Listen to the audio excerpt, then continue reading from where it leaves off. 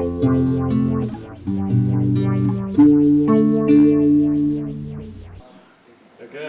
so I'm Tom Mason, and I'm one of the Sustainable Development students, and I'm doing a presentation on deep ecology, shallow ecology, and global environmental change.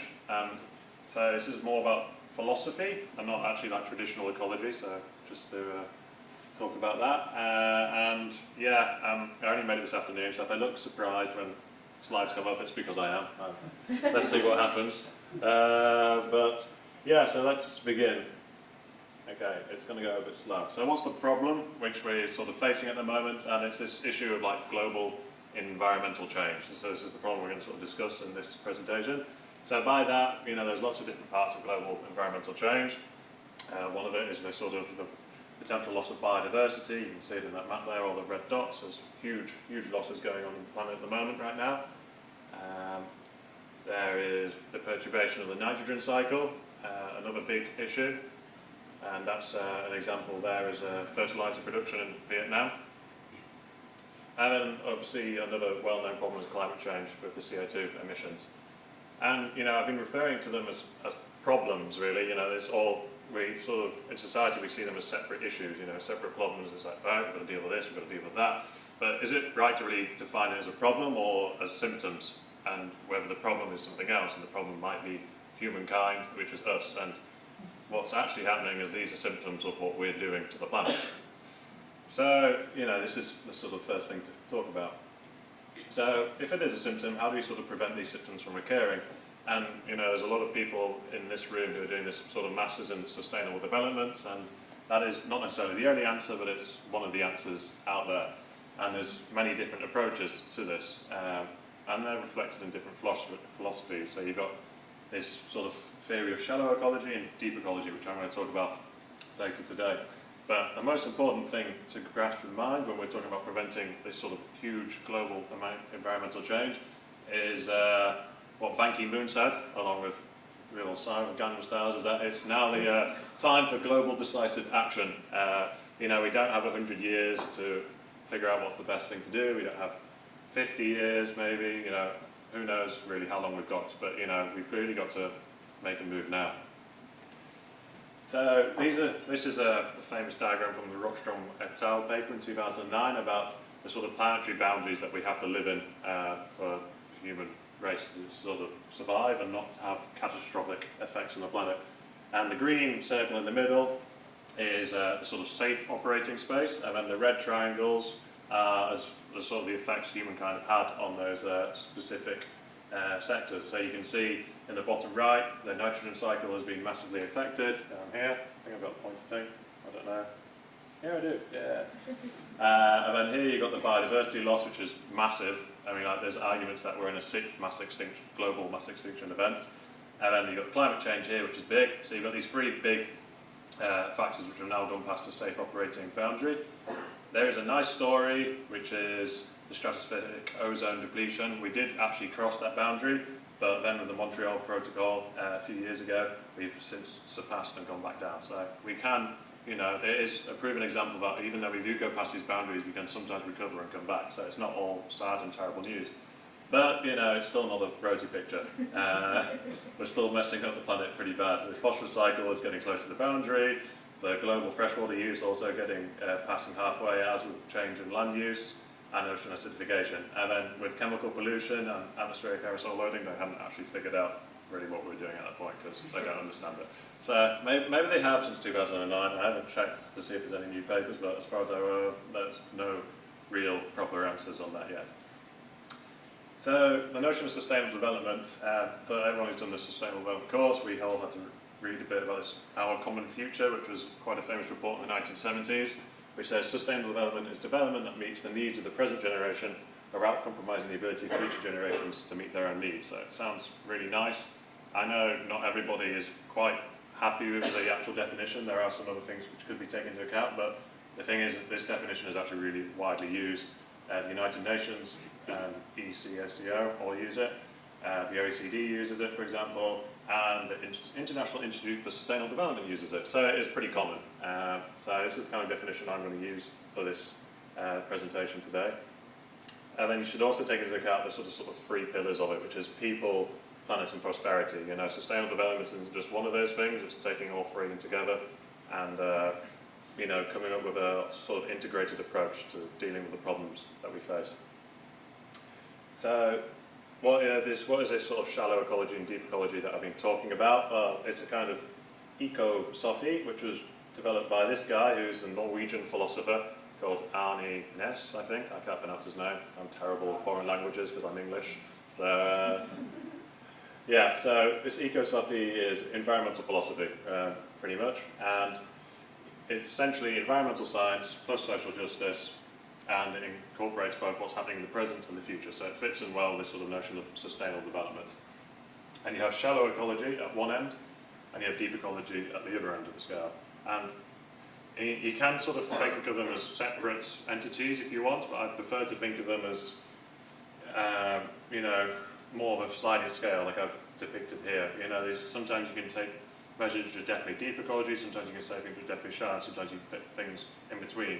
So, for example, like, you know, a big issue at the moment is the population increase on the planet. And some die-hard deep ecologists say that war and global disease is a good thing because it deals with this big population problems. And then some shallow ecologists will say, well, you know, a more reasonable way to deal with this population problem is just to educate everybody about contraception. More reasonable. And then say maybe in the middle there's, I don't know, China's one-child policy. So, you know, it's something like a sliding shifter. So how do the two differ? Well, shallow ecology is anthropocentric, so it's humans come first. We are like, everything we do is about us. We are like the best. Yeah? Ecocentric, however, you know, it doesn't just take into humankind, it also takes into everything else which can suffer, it also takes into everything which lives, but it also looks at it in an ecosystem sort of scale. So it doesn't take it as separate organisms, it looks at it as an ecosystem. So it treats it more holistically. In shallow ecology, nature, we only see it as if it has value, if it serves us. So for example, a forest is only valuable if it produces timber for us to build houses with. Whilst nature within the deep ecology view has its own intrinsic value, it has its own sort of beauty, which you can't, you know, attach a monetary term to. Humankind in shallow ecology is seen as separate from nature, like here, it's seen that we are better, we are superior, or above, whilst in deep ecology is seen as part of nature, like we are part of this one holistic system. Again, in shallow ecology, a problem which happens in nature is only seen as a problem if it affects mankind. For example, I don't know, say like, we pollute all the coral reefs somewhere, we only get bothered about it because it affects fish stocks or something like that, which is bad for us. However, in deep ecology it's really interesting to see that problems, because they see humankind as part of nature, as they see you part of nature, they have to realise that there can be a clash of interests and that sometimes humankind may have to, well, lose. It's probably the best way of putting it. You might say, well, we need to build more houses here, but if that's a specific area with lots of natural interest and scientific value, you have to say, no, it should be kept for what it is because it is beautiful and it has its own intrinsic value. And then again, shallow ecology looks really to technology for short-term fixes, and it's reactive rather than proactive. It's always looking at, okay, what's the problem? How do we deal with it? How do we get around it at this point? Whilst with deep ecology, it's more about looking at for long-term solutions, looking at like the root cause of the problem and coming up with a proper long-term fully holistic strategy to deal with the issue. So, some examples of shallow and deep ecology. So, we have at one end the Earth Charter, the Linus Manifesto, and United Nations Sustainable Development Goals, which is quite a new thing, they're still actually working on it. And then at the other end we have what I'm going to discuss today, the Earth Manifesto, the Earth Care Manual, the Carbonist Manifesto. These aren't like, you know, this isn't a complete list. They're not necessarily even the best examples out there, but they all bring like interesting things to the sort of presentation. That's why I decided to include them. So we'll start with the shallow ecology sort of goals first. And this is the Earth Charter Initiative, which its sort of main aims is respect and care for the community of life, ecological integrity, social and economic justice, democracy, non-violence and peace. It sounds really nice. That's probably the best way of putting it. And it originated in 2000. It's been endorsed by over 6,000 organisations, so it's like a really big thing. But it has had a fair share of criticism. a lot of people have said, well, yeah, it sounds really nice, it's just a wish list. It's not like, you know, here's our problems, here's our strategy, here's how we're going to deal with it. It's really broad, you know.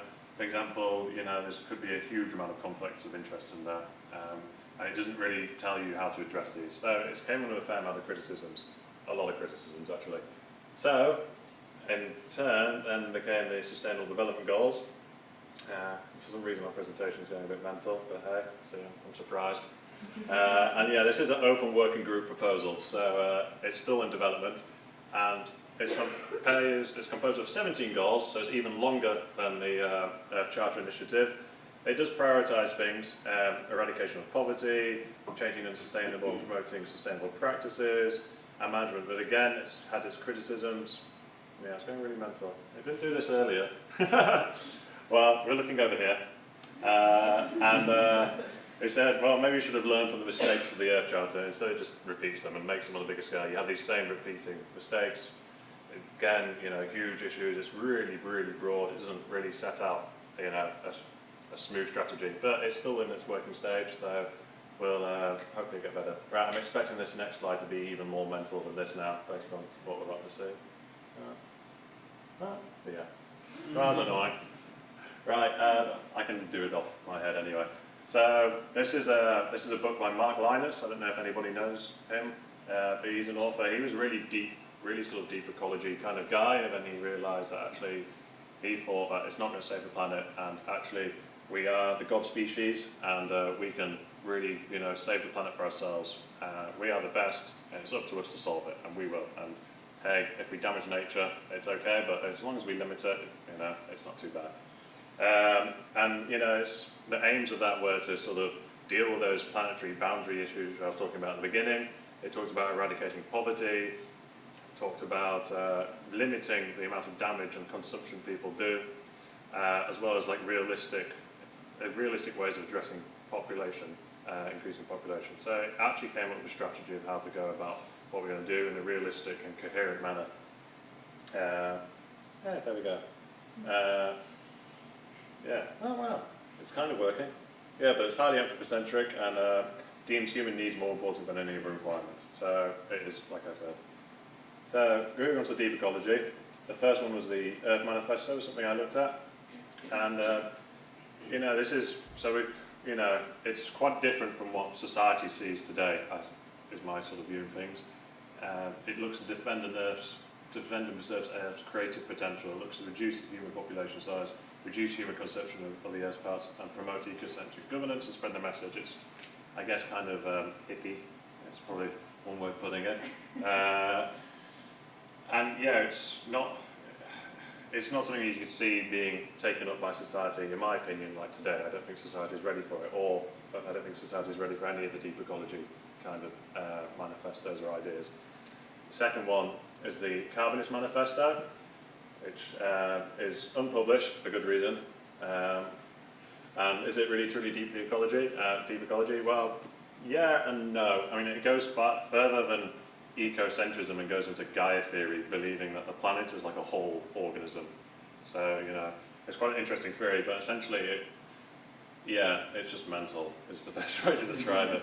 Essentially, the theory behind it is that the Earth was heading towards another snowball planet. I don't know if people know where it is, like a giant ice age which covers the whole planet. And the Earth's sort of Gaia response to that was to introduce the human race, whose one sole responsibility was to pump the atmosphere full as much carbon as possible to keep the planet warm, to stop there being a global ice age which would kill everything. So we're actually, you know, the saviours, not evil, apparently, according to this. It does say do not pollute the environment with toxic and radioactive substances. That is good. Increase total carbon in the atmosphere, but hang on. Let me see. I've got some good things here. The manifesto's in my pocket. Let's see. Anything that has a direct effect of taking carbon from the geophysical reservoir and returning to the atmosphere is good. Burning coal and oil for heating or to produce electric power are the greatest goods. Automobiles are very good. Burning wood is good. Logging is good. Yeah, eating meat is good. Hydroelectric and nuclear power is bad. So yeah, it's interesting. If you want to read it, you can read it. some student in 1992, but then it got published online and it got like quite a lot of coverage in some newspapers and stuff like that for just, you know, a completely different alternative point of view, which it is. It's kind of mental, but that's why I like to put it in there. You know, it's something refreshing, something different. And then the final deep ecology thing is this Earth Care Manual, which is all about permaculture, which is quite a cool little theory. I think it was there a permaculture garden here? Is it still here in Utrecht? I heard about a permaculture garden. But anyway, it's about sort of creating an agricultural ecosystem which is sustainable and self-sufficient, rather than having monoculture and you know, the traditional agricultural systems that we have at the moment. So that's quite cool. And it's talking about caring for the earth, promoting bottom-up change to permaculture, reducing the ecological footprint, and striving for everyone to have an equal ecological footprint. Because at the moment, you know, people in the West generally have a much larger impact on the planet than, say, people in developing countries, just because of our huge rates of consumption. So how do they relate to the challenges we face in the notion of sustainable development? Well, all the examples actually recognise the challenges that we face in some way and relate to the notions of sustainable development in some way, apart from the Carbonist Manifesto, which, in its defence, was written before this sort of challenges thing by Rockstrom et al. Came out, but still, it's just crazy. But hey. Let's see what happens here. Oh, that's okay. But, you know, looking into a bit more detail, well, out of the shallow ecology sort of manifestos and goals, the Earth Charter and the United Nations Sustainable Development Goals is a bit hazy. It lacks a clear and a coherent message. It's too broad and too messy. Whilst the Linus Manifesto, although it's really anthropocentric and really egoistic and maybe questionably morally slightly wrong, it does recognise the 9 planetary boundaries. It proposes realistic strategies that deals with them all. So, you know, it's actually got something going for it. Whilst with the deep ecology, yeah, the Carbonist Manifesto is obviously a non-starter. And both the Earth Manifesto and the Earth Care Manual actually do have some pretty cool strategies and ideas to talk through. But it's worth mentioning with the Earth Care Manual, it's primarily adopted to temperate regions. It doesn't go into anything about tropical regions or any other kind of biome. So what's next? You know, you narrow it down to these 3 manifestos goals. One example of shallow ecology, 2 examples of deep ecology. Which one would we apply right now? We have not much time to save the planet or, you know, reduce global environmental change. I mean, in my opinion, at the moment, society's view is one of shallow ecology. You know, I still think most of the people, maybe not the people in this room, but I'd say maybe most of the people in the population still see humans as separate from nature, and nature is something to be consumed as a resource. And yeah, people are generally looking for quick and easy solutions to the ever-expanding problem. You know, people don't want to recognise climate change, in my opinion. You know, you see a lot of climate skeptics out there. There's not one unified stance on getting towards the solution we need to find. So, and we also need to take action quickly. So therefore, in my opinion, the Linus Manifesto would be a good theory to implement. But is it morally correct? And does it really mean that society truly values the planet? And I think that's everything. Yeah, so what are your views? That's the end.